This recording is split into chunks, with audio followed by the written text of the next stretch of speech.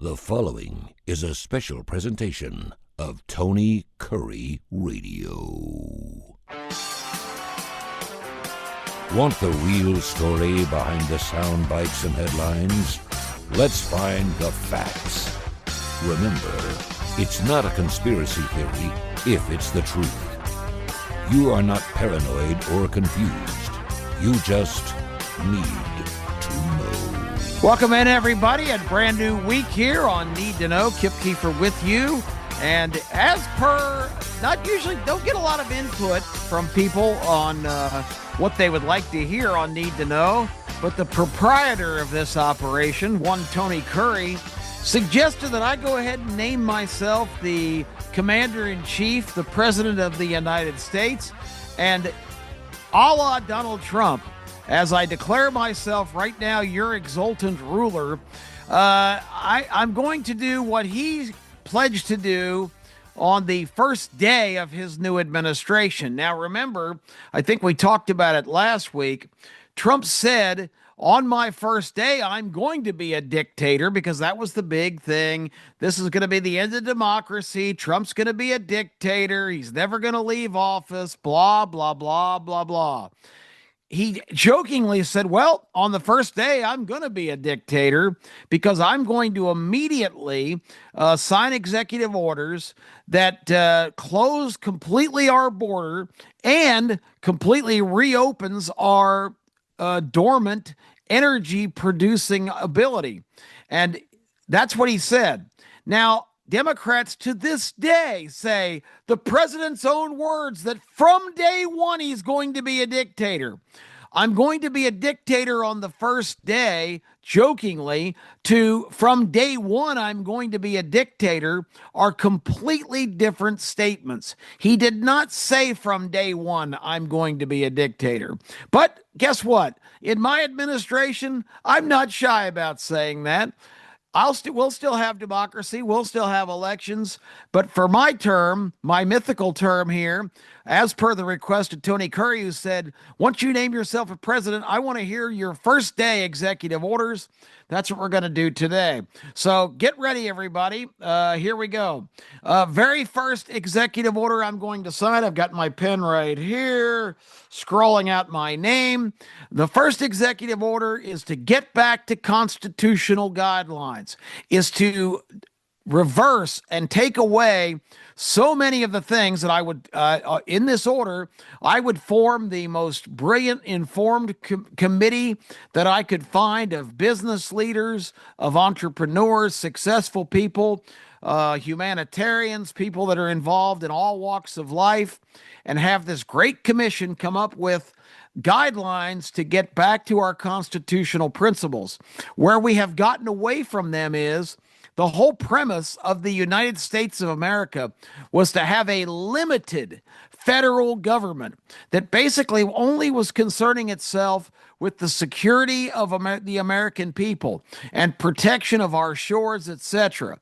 This bloated bureaucracy nightmare that we have in Washington with a $36 trillion deficit. Did you know in the Constitution there are actual provisions that call for annual activity in terms of spending and fiscal responsibility that sets limits on if you're over a certain figure, the next year you've got to cut some percentage of that out of the spending budget. We have ignored so much of the Constitution. And for the Democrats who have largely been in control of the federal government for the overwhelming majority of the time this country has been in effect, for them to scream about threats to democracy and constitutional crises is laughable because they pick and choose. They only use the Constitution when it is a convenient vehicle for their agenda. The rest of the time, they completely ignore provisions. So let me just give you a quick run through. So many of the departments we have right now in Washington, Trump is trying to eliminate the Department of Education, which was a really bad idea in the Jimmy Carter administration. It just created this bloated bureaucracy that funnels money to all kinds of elite colleges. That's where Harvard goes knocking for their billions of dollars they get from the government? Why is a school that charges more than any place in the world to get an education and has an endowment fund that they're sitting on of about 50 or 60 billion dollars? Why are our tax dollars given to Harvard and Princeton and Columbia and Yale, et cetera, et cetera? It's absolutely absurd. The Department of Education, the very first show that Terry Quillian and I did on the ride home locally here in Birmingham on Talk 99.5, the very first show we talked about eliminating the Department of Education. This was in 2017. And here it still stands, Trump suggesting that that needs to go. And the horror of the bureaucrats and the people that work at the Department of Education basically not showing up for work since COVID, just mailing it in and getting a check mailed to them. All these departments that were created, not in the Constitution, but in follow-up years, things as basic as the Department of Justice. There was no Department of Justice from the founders and the Constitution. The Department of Justice was added again, outside the realm of what the government was supposed to be. And of course, that included the FBI, which is a federal law enforcement agency, all the other bureaucratic arms of that. From the Department of Justice. There was supposed to be White House counsel to advise the president, but there was no conception other than the three branches of government, executive, judicial, and legislative, that was foreseen and established by the founders. All of these departments, Department of just pick whatever one you want, Interior, Department of Commerce, these were all added after the fact. And all of the bureaucracy, all of these agencies and bureaus, all of this redundancy, this giant fourth branch of government, once again, executive, legislative, judicial, not administrative/bureaucratic. And that's what the Democrats have built. And that's why they were freaking out so much over the Elon Musk activities at Doge, which did find billions of dollars of cuts. But the whole idea that what they built, because what they built, as I've told you before here on the show, was a mechanism to try to channel monies into places that a taxpayer would never dream that money taken out of their check every payday is going. A lot of these riots that we're seeing right now, these protests, these are professional thugs.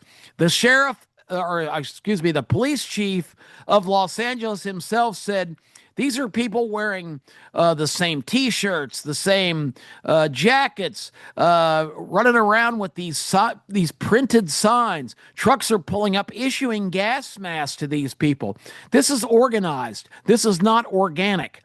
An organic protest is some hardcore leftists out there outraged that ICE is doing its job and following the orders of a federal judge to arrest people that are in the country illegally who have already been convicted of criminal offenses or have pending charges against them in particularly violent crimes like armed robbery, murder, assault, child pornography, child sexual abuse, rape, all right down the line. 114 warrants being served by federal agents is what touched off this protest. And that protest was exacerbated not by Donald Trump calling in federal troops to protect federal buildings and keep this burning of vehicles from becoming burning of buildings like we had in Minneapolis during the 2020 riots. The bottom line is your tax dollars being funneled to these leftist organizations are some of the money going for these protests, and it's absolutely outrageous. They're not protests, they're riots, and they're created to cause upheaval and make the White House look bad. They're trying anything they can to say, see, Trump was responsible for this. The Friday night, the first night of the gatherings and the burning of vehicles and people carrying Mexican flags and Hamas flags, all of these leftist movements have nothing to do with the specific issue they're supposedly protesting. So the bottom line is, I don't want to spend too much time on this because I ranted about it on the last program that we did. But I do want to say, let's get back to the Constitution. Maybe you got to keep some of the things, but a panel could look at every aspect of what these agencies actually do. Is anybody actually working? It's an extension of the Doge administration to look and see what can be completely cut out of government. Let's get back to the Constitution. Let's follow the vision of the founders and get on with our business. That's number one, number one on my list. And I don't usually have a list, but since I'm being president today, I'm going to take a moment every once in a while to glance over here. I might even hold this thing because my vision is so bad I can't see. So we got that one out of the way. Here's one that's interesting. I believe that we should have a program in this country, and I'm not one to dictate curriculum, but I would sign an executive order that every American citizen, when they turn 18 years old, not having to sign up for the draft like a lot of people in my generation had to do, or even, and especially people before my generation. But when you're 18, you have to take a mandatory test on American history and civics. And you have to pass that test to be allowed to maintain your rights as a citizen. And you can continue to take it until you pass it. But it's ridiculous. When you ask men on the street, you see these interviews. Who was the opponent in the Revolutionary War? I heard a couple of people say France. I heard a couple of people say Germany. I heard somebody say Japan. It is appalling that people are walking around with opinions and the right to vote, and they don't know anything about their country and its history. How can you make informed decisions if you don't have any of that basic knowledge? I would venture to say that right now, Donald Trump at number 47 in presidents, I would venture to say that the overwhelming majority of Americans probably could not name, let's just pick a number, half of the American presidents that have served. So I would be shocked if Americans, the typical American on the street, can name 23 out of the 47 presidents that have served. There's been a lot of controversy this week, of course, with the riots in Los Angeles. I heard one Mexican illegal immigrant saying, well, California was Mexico's property originally, and it was stolen from us. So now the Mexicans think they're the Native American indigenous people. It was not stolen. Mexico was expanding its influence on the landmass that's now America. And James K. Polk, that's a president. How many people would get that? Winning the election in 1848, ran on the platform that we are going to drive Mexico and the Comanche Indians out of Texas, which has just become a state, and we are going to take back that territory. A war was fought. Mexico declared war on America. We did it in kind. The bottom line is the United States routed the Mexican army, ran them back across the Rio Grande, and in the truce, in the settlement, in that situation, Mexico signed over officially California, Arizona, and New Mexico, and finally accepted that Texas was no longer Mexican territory. They had continued to fight for that despite losing every war that had been fought in the 1840s to decide that issue. So, civics. Nobody knows how the government works. People vote and they don't know what happens. They don't know what the House of Representatives do. They don't know about the Washington bureaucracy. American history and civics, executive order, you've got to pass a test or you don't get to conduct yourself as a citizen.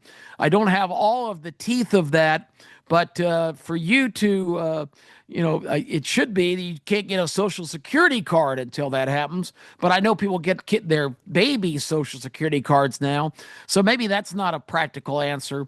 But the bottom line is to get full rights to citizenship, you have to pass my mandatory American history and civics test. That's number 2. Let's move on to the next one here. It is the elimination of the investigative ability of Congress. Now, as an executive order, this steps on the other branch of government, but there's got to be some way to do this through some kind of constitutional amendment or whatever the process would involve.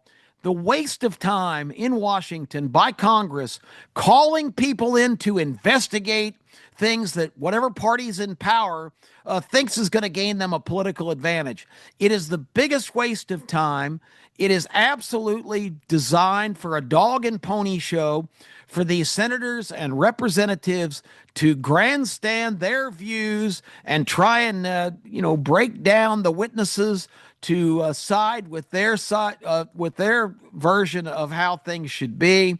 And the bottom line is, after all this time and all this effort and all this media coverage, these congressional investigative hearings have no teeth because there's never anything results from it. Because if a decision is made that somebody has done something illegal, the Department of Justice is the referral agency to get all of the facts, and it's up to them to bring charges. Congress has no ability to do that. All they can do is grandstand and try and impress the folks back home and people around the country. Congressional investigative hearings need to be booted off the agenda of the American governmental agenda. And that would be a big one for me, because there's nothing more useless. Breasts on a bull is more useful than a congressional hearing. And I cleaned up that quote because I know this is a family show. All right. This was one that Trump is trying to do right now, and he has signed an executive order. If it's not done by the time my administration starts, we need to end birthright citizenship. Birthright citizenship. You can have two of the most rabid Middle Eastern people, let's say, from Iran, let's say from the hot spots of the world, Somalia, or just pick a card. All these places, Lebanon, Yemen. If these people can get to the American border and set one foot inside the United States and have a child born minutes later, that child is an American citizen. That is absolutely absurd.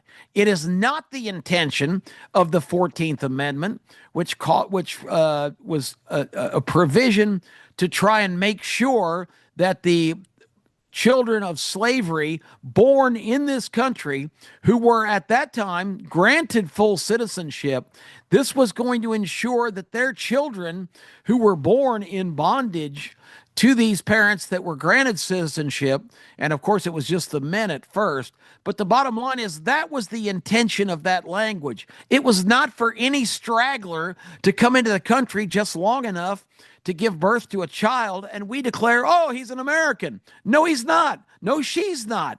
They're the parents of foreigners who shouldn't be in this country to start with. If you legally immigrate to the country and become American citizens, of course your child should be considered an American. But illegals giving birth to and we had, believe me, you might not know this, but we had countless thousands of mothers whose determination to get to the American border prior to giving birth was designed to try to give their child theoretically a better life, but to probably get that child into the country, declared a citizen, so they can bring the whole clan, the whole town, the whole family in. It is not the intention of the Constitution.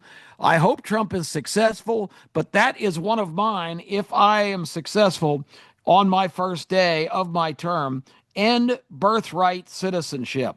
Now, here's another one about Congress, and it just absolutely makes me laugh at the absurdity of this. We need term limits for Congress. Yes, you bet your ass we need term limits for Congress, but people that call for that are so I don't know, naive, because the only way that that's going to happen is Congress to pass laws that set those term limits. And folks, that ain't going to happen. They are not going to vote their seat on the gravy train out. That it is you've got senators like Richard Shelby here from Alabama who served count them, 6 terms in the United States Senate. That was a 36-year run for Shelby. And God only knows how much money he pocketed in that time.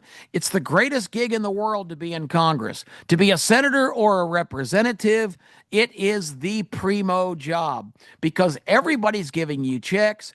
Everybody's giving you free things. You get trips. You get all these benefits.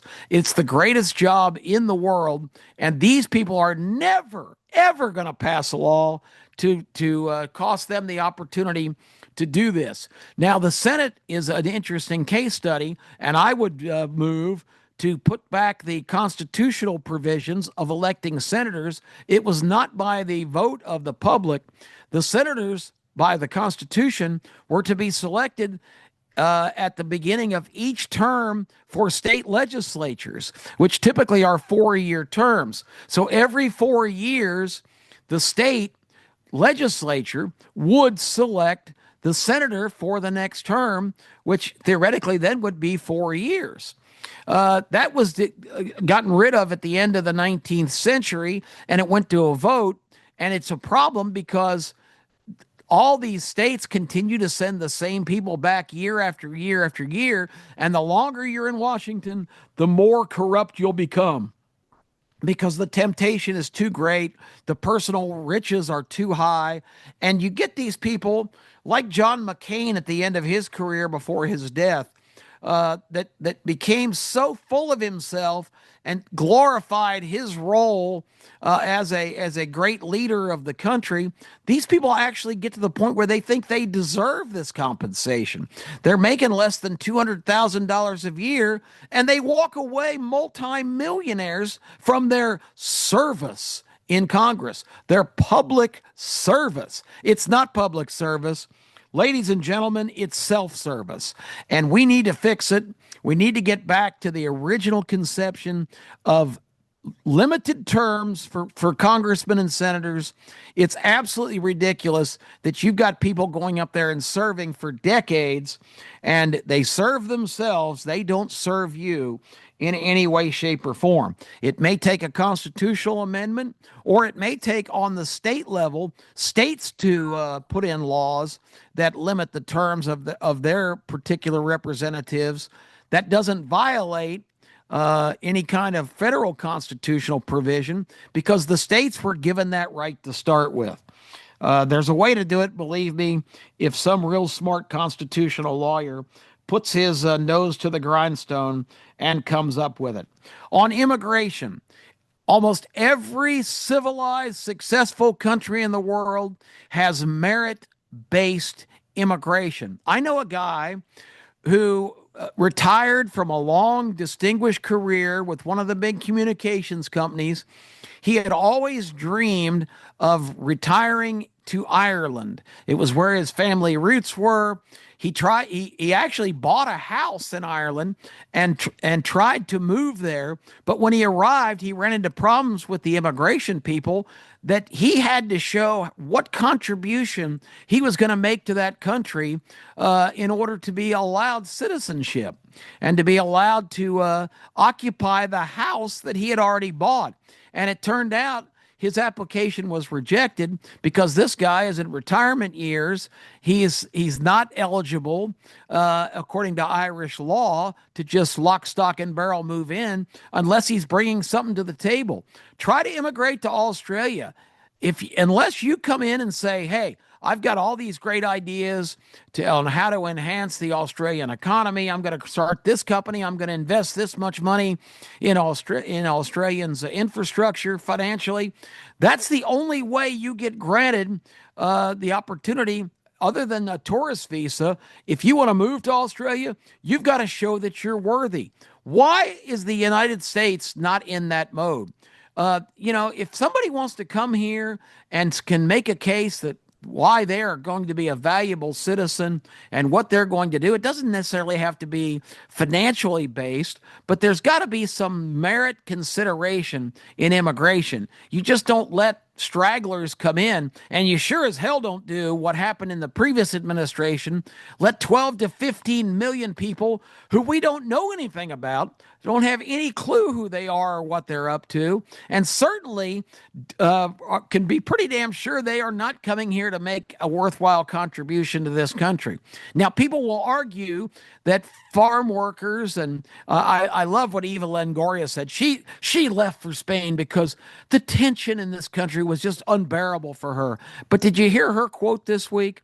She said, well, these people that we're picking on are taking care of our children and preparing our meals. How insulting. So she's basically saying the slave labor that's doing the menial jobs so we can be out jet setting and being big stars, need to be left alone. It's insulting. It's ridiculous. We need merit-based immigration, and we need it right now. I've covered a lot of these. Let's see what else we got here. We talked about term limits. I want to eliminate the IRS, and I bet that would be a popular decision. The federal tax situation is something that has needed to be overhauled for so many years. It's complicated. It's ridiculous. It's abusive. And if you screw up, you've got the wrath of the world's nastiest collection agency breathing down your neck. It doesn't need to be that way. There are all kinds of options on how the federal government can derive revenue without this ridiculous bureaucratic nightmare IRS organization shaking down American citizens.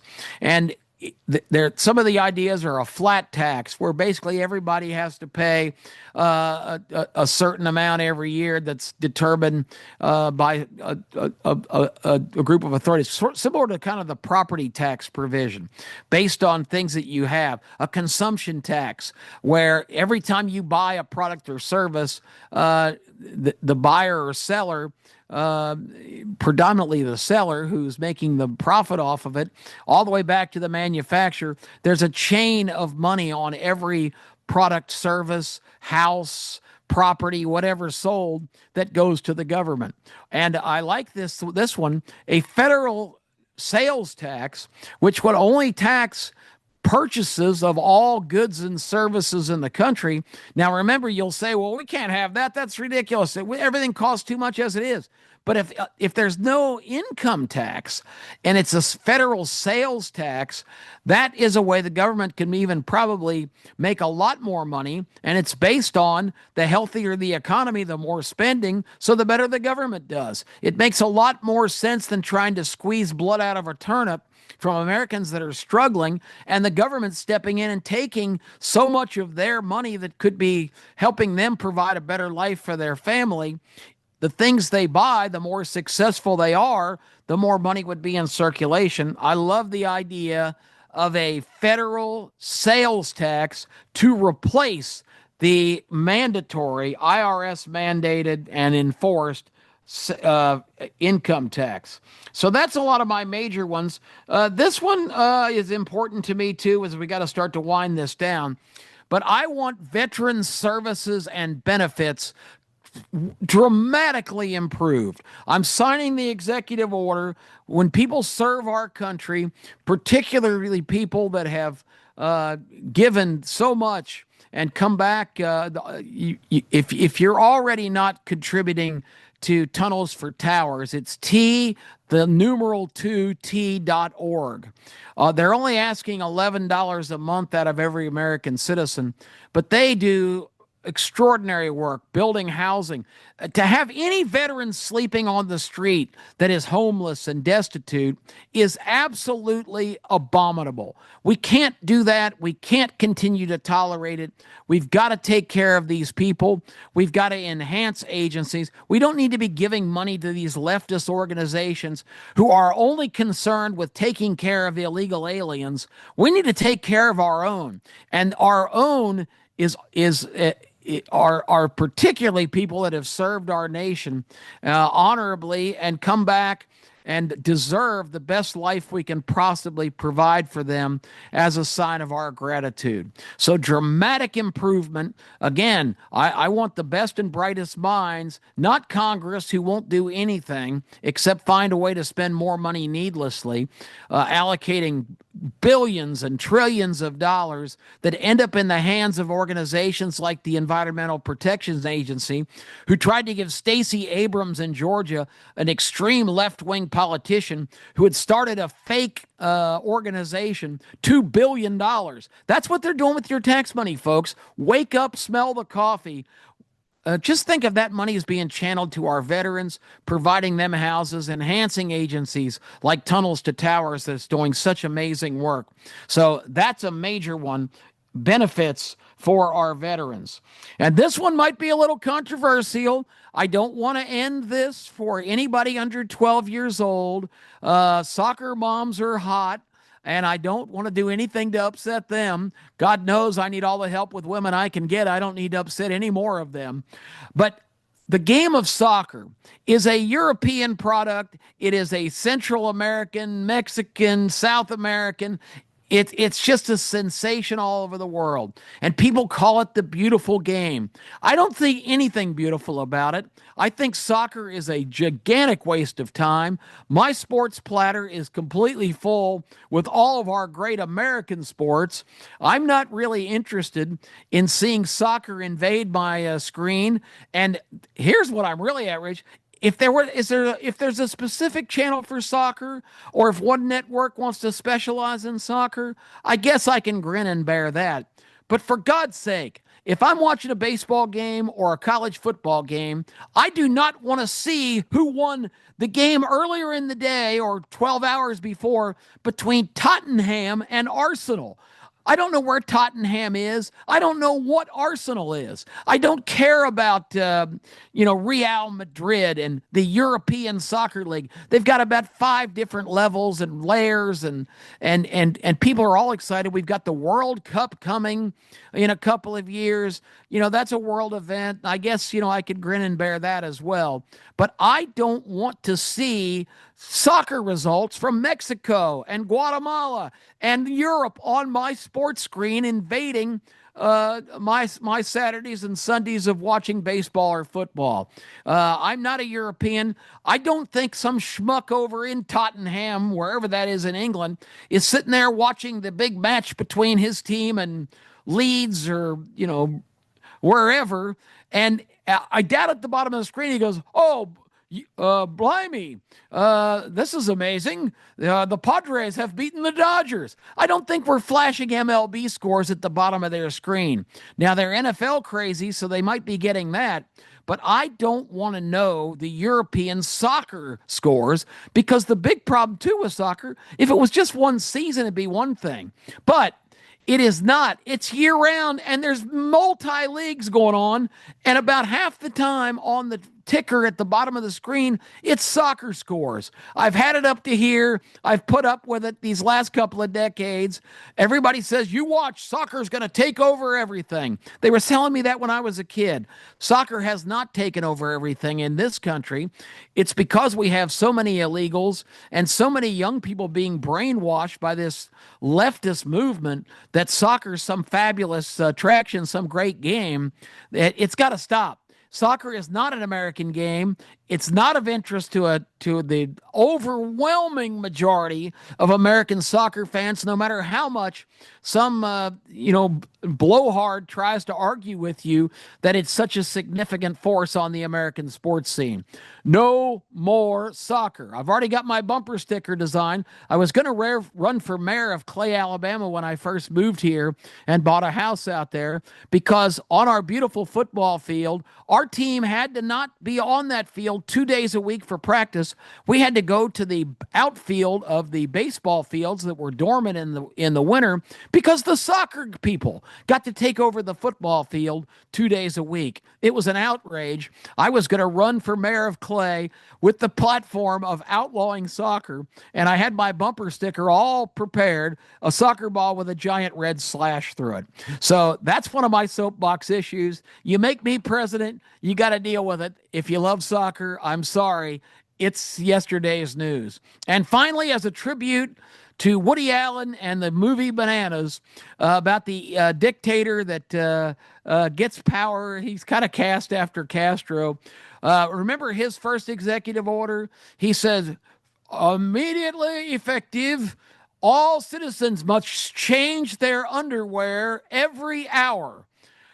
From this point forward, underwear will be worn on the outside so we can check. So that's my final executive order, just because I think that's hilarious. Everybody, that's Need to Know for this week. We'll be back to ranting and raving about what's happening around the world and in our country. Of course, the big headline overnight, Israel has finally said enough is enough. They did a precision bombing raid on Iran about 12 or 14 hours ago as I record this, that took out a ton of their nuclear infrastructure and almost all of the key people working on their enrichment of uranium, threatening the very existence of Israel. As death to Israel and death to the United States is the rallying cry from this most corrupt nation on the planet. The Israelis, like they always do, coordinated on the ground, knew exactly what to hit, where to hit. The intelligence and the absolute amazing abilities of Israel to defend itself continue to amaze me every time they pull off another audacious operation. So we'll talk about that next week. In the meantime, I hope everybody has a fantastic week coming up. Thanks for listening, as always. President Kiefer signing off of Need to Know.